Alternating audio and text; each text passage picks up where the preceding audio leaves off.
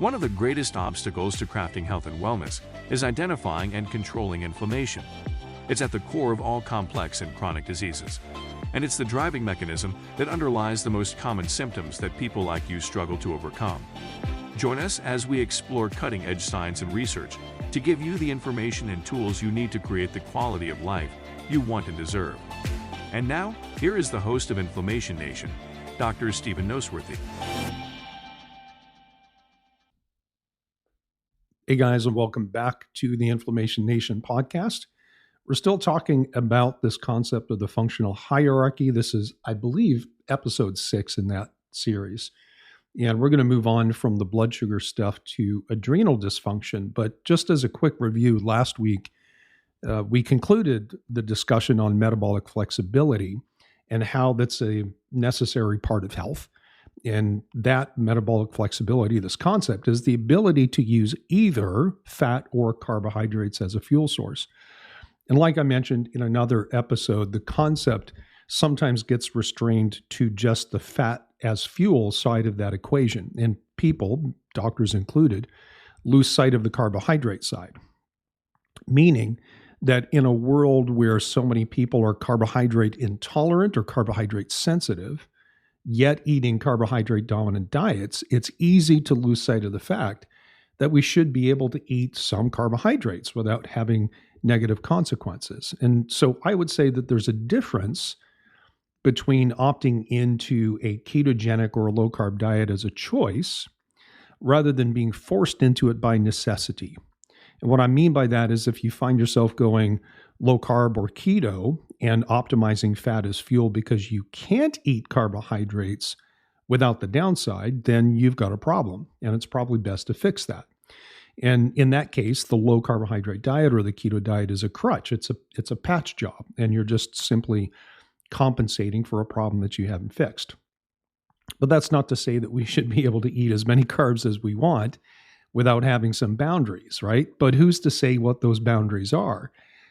Just like I wouldn't tell someone to eat hundreds of grams of fat, I also wouldn't tell most people to eat hundreds of grams of carbohydrates, not unless they're, say, a very large, very well-muscled, very active person engaged in activities that demand carbohydrates as glucose for immediate energy, and that's the best way that they perform. So when you kind of pull back and look at both sides of this metabolic flexibility equation, it's about balance and control and working not just within the general guidelines that apply to most people, but knowing not just your own limitations, but the sources of those limitations as well. If you're low carb or keto and you feel much better than even eating moderate carbohydrates, but you're still eating less than the average North American, are you just blindly sticking to your diet as the final solution? Or are you asking yourself why you can't tolerate even a modest amount of carbohydrates? And maybe that's a better question. All right, so let's move on. Let's go to the next item in our list of functional priorities. Remember that we're talking again about this functional hierarchy to help us understand which problems to tackle first when more than one thing is wrong. So we started with blood flow and blood supply to tissues. We moved into things like iron or B12 sufficiency, particularly not having anemias. These are things that reduce what's needed to make energy at the cellular level, oxygen. Then we moved on to blood sugar issues like reactive hypoglycemia, insulin resistance, because most people are running carbohydrate dominant diets and expecting to get most of their fuel from glucose and not from fat. The next priority on our list then is adrenal dysfunction. And here's why. When insulin and glucagon, or while insulin and glucagon are major players in how we control blood sugar levels, another player is the adrenal hormone called cortisol, because the role of cortisol is to help glucagon in its ability to increase blood sugar on demand by breaking down glycogen in the liver so that it can be exported into the bloodstream and made available to other tissues like your muscles or your brain. Now, we all know cortisol as the major stress hormone. We often refer to it as the fight or flight hormone, and it certainly is that. Under periods of acute or prolonged stress, cortisol elevates, and plays a role in making sure that we have enough energy to meet the physiological demands of stress. So the easiest way to understand this is to ask yourself whether it takes more or less energy to run from a bear than sit, say, at your campsite fire, roasting a marshmallow, for example.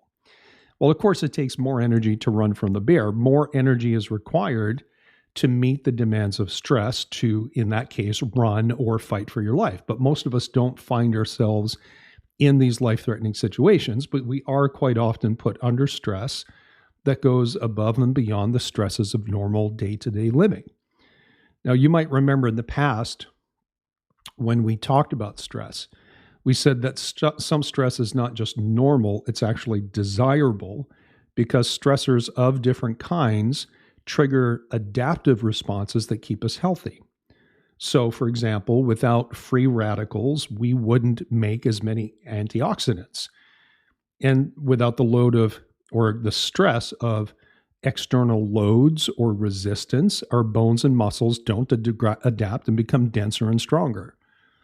And without cognitive challenges, we don't become smarter and mentally sharper. In fact, without those stressors, we lose things that we had already gained.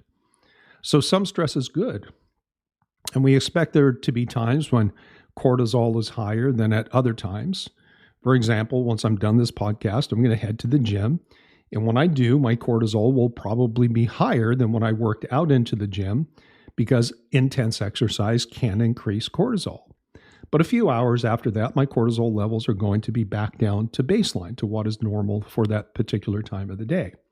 So your adrenal system is designed to increase cortisol during periods of increased demand and stress and then return to baseline. But that's now not how it works for some people with adrenal dysfunction. Some people get stressed and have their cortisol elevate, and then it stays elevated when it shouldn't. And sometimes cortisol goes higher than it should, or it stays elevated longer than is healthy. And at other times, other people's systems don't elevate enough to meet the demands of stress.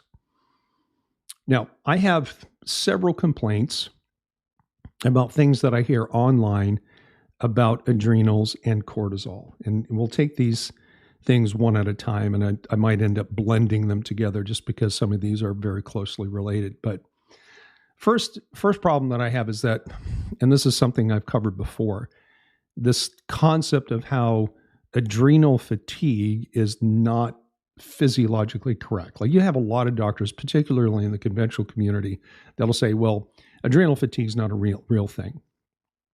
Well, they're partly right and they're partly wrong.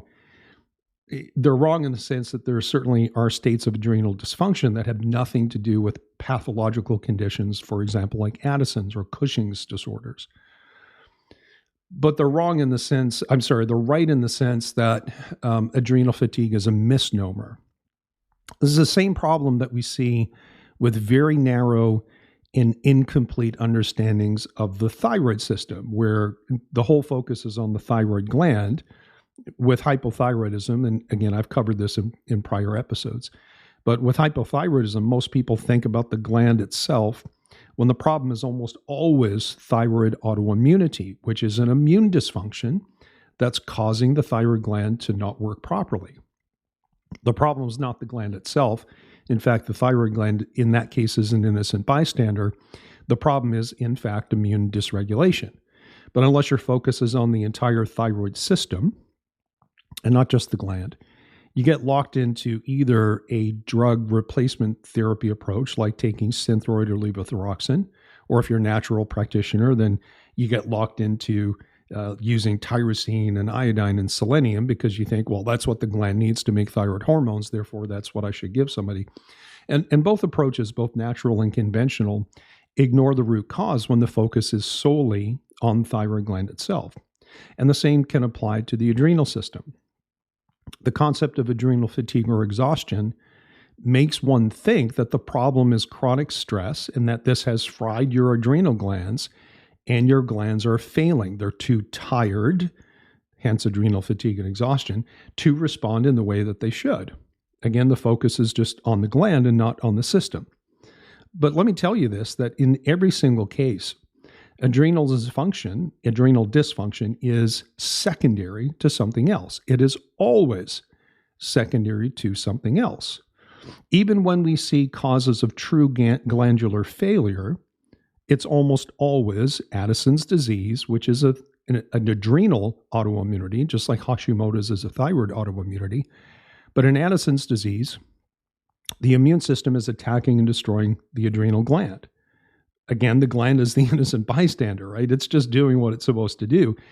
And just simply supporting the adrenal gland in someone who has Addison's disease with gland-related nutrients like B vitamins or vitamin C is suboptimal at best. And it's a losing strategy at its worst because the problem in that case, again, is the immune system.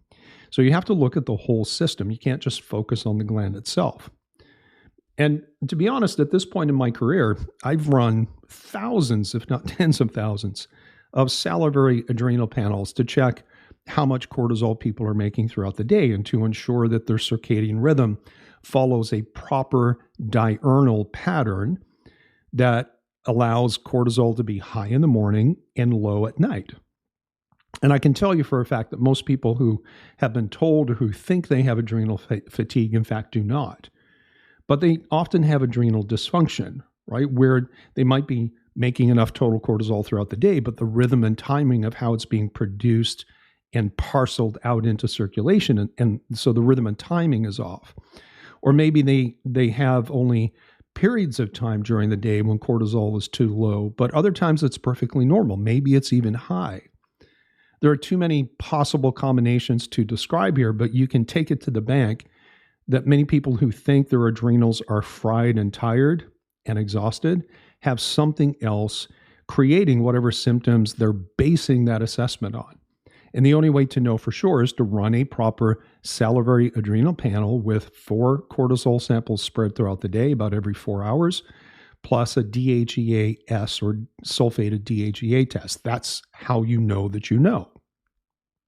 So this first thing that I have a problem with is the constant reference to these ideas of adrenal fatigue and adrenal exhaustion. It's just not physiologically correct. Now, second is the assumption that general relationships outlined in medical research, most of which is done in animals, and let me back up. The second problem that I have is the assumption that general relationships outlined in medical research, which are true for larger populations, also holds true in cases of individuals within that larger group. And let me restate that just to make sure that I'm clear. And by the way, remember that one of the tenets of autonomous health and functional medicine is the concept of biochemical individuality. In many ways, we're all the same. But at the same time, we all differ in very key and fundamental ways. And so what is generally true of a group is not always true of an individual. Yet we have people all over the internet summarizing research, talking about papers that were just published. Quite often, they're based on large studies across broad populations. And then they take that conclusion and go, well, this happens, and this happens all the time, and it happens exactly like this. And that's simply not necessarily true. So if you're online and you're listening to podcasts and watching YouTube videos or Instagram Reels or TikTok videos, you're listening to biohackers, most of whom are, how can I say this kindly, non-credentialed people with zero clinical experience. They say things in absolute terms. Like this study says that when this happens, this also happens. And they make it absolute, like it's, well, if it's A and B, it's A and B all the time. And again, these statements that we see in medical research might be true in general, but are not necessarily true in individual people in specific circumstances. And maybe this is a ridiculous example, but it's generally true that humans have 2 legs. But quite clearly, all humans, not all individual humans, have 2 legs. Some people have 1 leg. They were born that way. Or maybe someone had a leg amputated, or someone fighting for our country and our freedom got it blown off with an IED. Some people have no legs. Some people are born that way. Some people lose their legs. So clearly, it's generally true that humans have two legs, but not all humans have two legs. And it's the same problem, as I said. This is a key to being able to filter out some of the more grandiose statements that online experts are making about the adrenals or the thyroid, or intermittent fasting is a big one, or ketogenic diet, or whatever. Like, just because something's generally true doesn't mean it's always true. Here's another example. You'll hear from online experts, some of whom are credentialed clinicians with clinical experience. But I just mentioned intermittent fasting, right? So sometimes you'll have these credentialed people with clinical experience summarizing intermittent fasting research and how when you hit, say, 14 hours of fasting, this specific thing happens. And when you hit 16 hours, another process really takes off, and so on. But I don't know if you know this, but most of the research on things like intermittent fasting, particularly things like autophagy and fasting or nutrient restriction, have been done not just with animals, but with fungi. Most of the stuff is not studied in humans. That doesn't mean it doesn't apply to humans. But like I said, you hear people summarizing research and making grandiose statements and acting as if just because something's published in 1 or 2 or perhaps 3 papers, that X, Y, and Z is always X, Y, and Z without any exceptions. Not always true. Now, I understand that we do all kinds of beneficial research on animals and microbes that we can't ethically do on humans, but come on, let's all use a little bit of discernment. So here are a couple of takeaways. Remember that what is generally true of the larger population may not be true of you as an individual, so be careful about listening to broad sweeping statements that may not be true for you. Well, maybe they are, but maybe they're not. You are an individual. This is another takeaway. You're an individual, and you and your doctor should be treating you that way. And finally, to bring this back around, with the adrenals and cortisol, adrenal dysfunction is always secondary to something else. And the trick is to understand where the stress that causes adrenal dysfunction comes from, and to understand how this can disrupt other systems that the adrenal system is connected to, like blood sugar control or thyroid function or immune balance and control. And this is what we'll talk about in the next episode. We'll talk about the broad applicability, why it's important to understand your adrenal status, your circadian rhythm, and do you or do you not have adrenal dysfunction. But it's important, if you do identify that an adrenal dysfunction exists, is not just to launch into taking supplements to support your adrenals, but number one, to support the appropriate mechanism, but number two, to identify the core problem that's causing the adrenal dysfunction.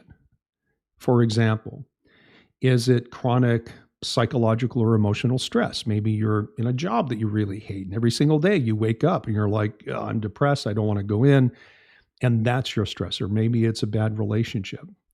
Maybe it's a financial circumstance. Maybe you're just really stressed about the world and society and the economy. Maybe you just broke your leg. Maybe you're in a car accident. Who knows?